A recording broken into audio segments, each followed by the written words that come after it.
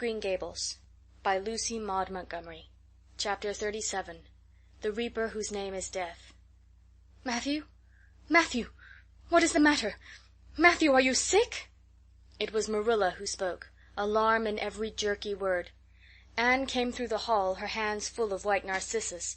It was long before Anne could love the sight or odor of white narcissus again, in time to hear her and to see Matthew standing in the porch doorway, a folded paper in his hand, and his face strangely drawn and gray.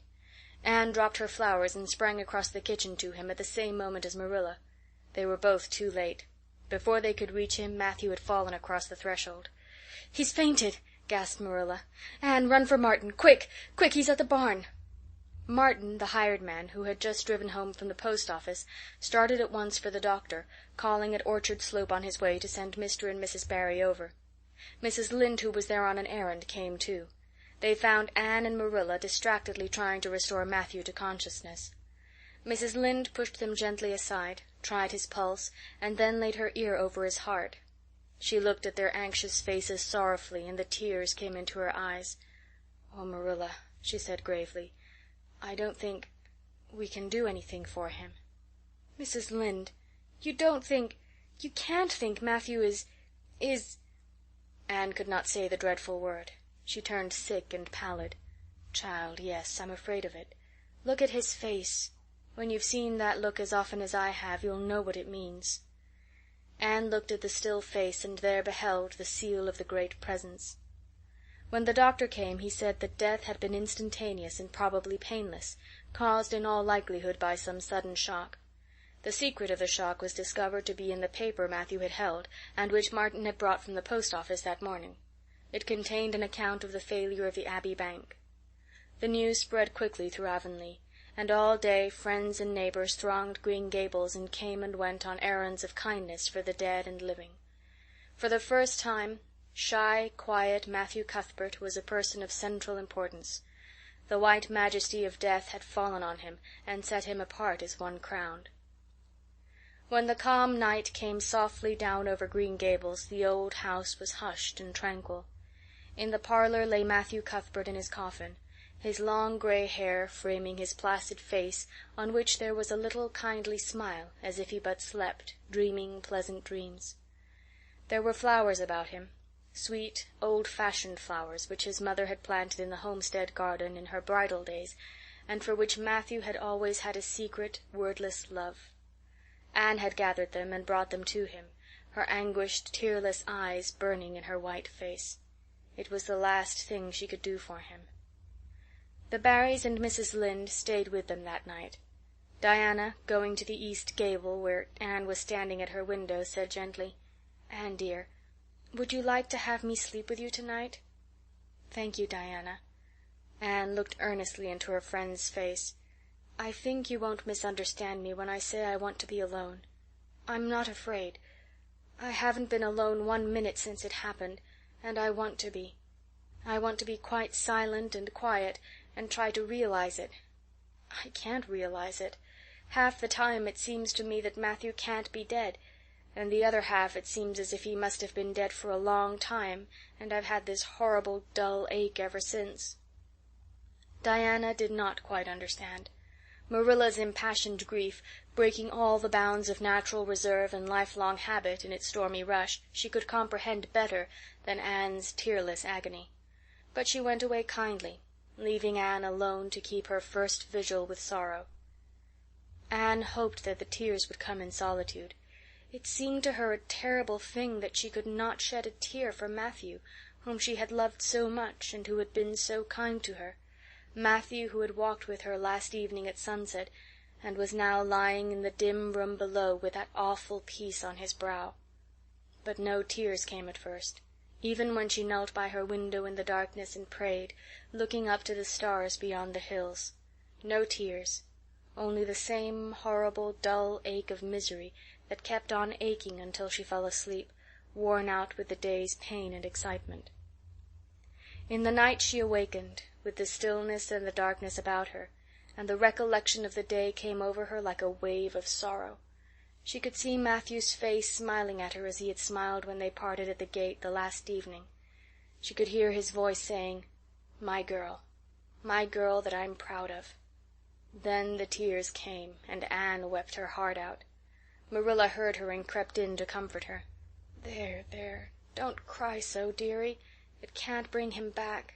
It isn't right to cry so. I knew that today, but I couldn't help it then. He'd always been such a good, kind brother to me. But God knows best." "Oh, just let me cry, Marilla," sobbed Anne. "The tears don't hurt me like that ache did. Stay here for a little while with me and keep your arm around me so. I couldn't have Diana stay. She's good and kind and sweet, but it's not her sorrow. She's outside of it, and she couldn't come close enough to my heart to help me. It's our sorrow, yours and mine. Oh, Marilla, what will we do without him?" "We've got each other, Anne. I don't know what I'd do if you weren't here, if you'd never come. Oh, Anne, I know I've been kind of strict and harsh with you maybe, but you mustn't think I didn't love you as well as Matthew did for all that. I want to tell you now, when I can. It's never been easy for me to say things out of my heart, but at times like this it's easier. I love you as dear as if you were my own flesh and blood, and you've been my joy and comfort ever since you came to Green Gables." 2 days afterwards they carried Matthew Cuthbert over his homestead threshold, and away from the fields he had tilled, and the orchards he had loved, and the trees he had planted. And then Avonlea settled back to its usual placidity, and even at Green Gables affairs slipped into their old groove, and work was done and duties fulfilled with regularity as before, although always with the aching sense of loss in all familiar things. Anne, new to grief, thought it almost sad that it could be so, that they could go on in the old way without Matthew. She felt something like shame and remorse when she discovered that the sunrises behind the firs and the pale pink buds opening in the garden gave her the old inrush of gladness when she saw them, that Diana's visits were pleasant to her, and that Diana's merry words and ways moved her to laughter and smiles, that, in brief, the beautiful world of blossom and love and friendship had lost none of its power to please her fancy and thrill her heart, that life still called to her with many insistent voices. "It seems like disloyalty to Matthew somehow to find pleasure in these things now that he is gone," she said wistfully to Mrs. Allan one evening when they were together in the manse garden. "I miss him so much, all the time, and yet, Mrs. Allan, the world and life seem very beautiful and interesting to me for all. Today Diana said something funny, and I found myself laughing. I thought when it happened I could never laugh again, and it somehow seems as if I oughtn't to." "When Matthew was here he liked to hear you laugh, and he liked to know that you found pleasure in the pleasant things around you," said Mrs. Allan gently. "He is just away now, and he likes to know it just the same. I am sure we should not shut our hearts against the healing influences that nature offers us. But I can understand your feeling. I think we all experience the same thing. We resent the thought that anything can please us when someone we love is no longer here to share the pleasure with us, and we almost feel as if we were unfaithful to our sorrow when we find our interest in life returning to us. "I was down to the graveyard to plant a rose-bush on Matthew's grave this afternoon," said Anne dreamily. "I took a slip of the little white Scotch rose-bush his mother brought out from Scotland long ago. Matthew always liked those roses the best. They were so small and sweet on their thorny stems. It made me feel glad that I could plant it by his grave, as if I were doing something that must please him in taking it there to be near him. I hope he has roses like them in heaven. Perhaps the souls of all those little white roses that he has loved so many summers were all there to meet him. I must go home now. Marilla is all alone, and she gets lonely at twilight." "She will be lonelier still, I fear, when you go away again to college," said Mrs. Allan. Anne did not reply. She said good night and went slowly back to Green Gables. Marilla was sitting on the front door steps, and Anne sat down beside her. The door was open behind them, held back by a big pink conch shell, with hints of sea sunsets in its smooth inner convolutions. Anne gathered some sprays of pale yellow honeysuckle and put them in her hair. She liked the delicious hint of fragrance as some aerial benediction above her every time she moved. "Dr. Spencer was here while you were away," Marilla said.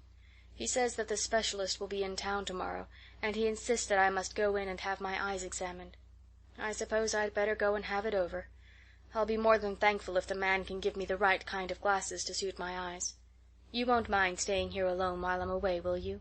Martin will have to drive me in, and there's ironing and baking to do. I shall be all right. Diana will come over for company for me.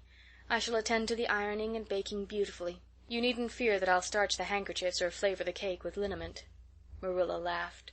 "What a girl you were for making mistakes in them days, Anne. You were always getting into scrapes. I did used to think you were possessed. Do you mind the time you dyed your hair?" "Yes, indeed. I shall never forget it," smiled Anne, touching the heavy braid of hair that was wound about her shapely head. "I laugh a little now sometimes when I think what a worry my hair used to be to me, but I don't laugh much, because it was a very real trouble then. I did suffer terribly over my hair and my freckles. My freckles are really gone, and people are nice enough to tell me my hair is auburn now, all but Josie Pye. She informed me yesterday that she really thought it was redder than ever, or at least my black dress made it look redder, and she asked me if people who had red hair ever got used to having it. Marilla, I've almost decided to give up trying to like Josie Pye. I've made what I would once have called a heroic effort to like her, but Josie Pye won't be liked. Josie is a Pye, said Marilla sharply, so she can't help being disagreeable. I suppose people of that kind serve some useful purpose in society, but I must say I don't know what it is, any more than I know the use of thistles. Is Josie going to teach? No, she is going back to Queen's next year. So are Moody Spurgeon and Charlie Sloane. Jane and Ruby are going to teach, and they have both got schools. Jane at Newbridge and Ruby at some place up west. Gilbert Blythe is going to teach, too, isn't he? Yes, briefly. What a nice-looking fellow he is, said Marilla absently. I saw him in church last Sunday, and he seemed so tall and manly. He looks a lot like his father did at the same age. John Blythe was a nice boy. We used to be real good friends, he and I. People called him my beau. Anne looked up with swift interest. Oh, Marilla! And what happened? Why didn't you— We had a quarrel. I wouldn't forgive him when he asked me to. I meant to after a while, but I was sulky and angry, and I wanted to punish him first. He never came back. The Blythes were all mighty independent. But I always felt rather sorry. I've always kind of wished I'd forgiven him when I had the chance. So you've had a bit of romance in your life, too, said Anne softly. Yes, I suppose you might call it that. You wouldn't think so to look at me, would you? But you never can tell about people from their outsides. Everybody has forgotten about me and John. I'd forgotten myself. But it all came back to me when I saw Gilbert last Sunday. End of chapter 37.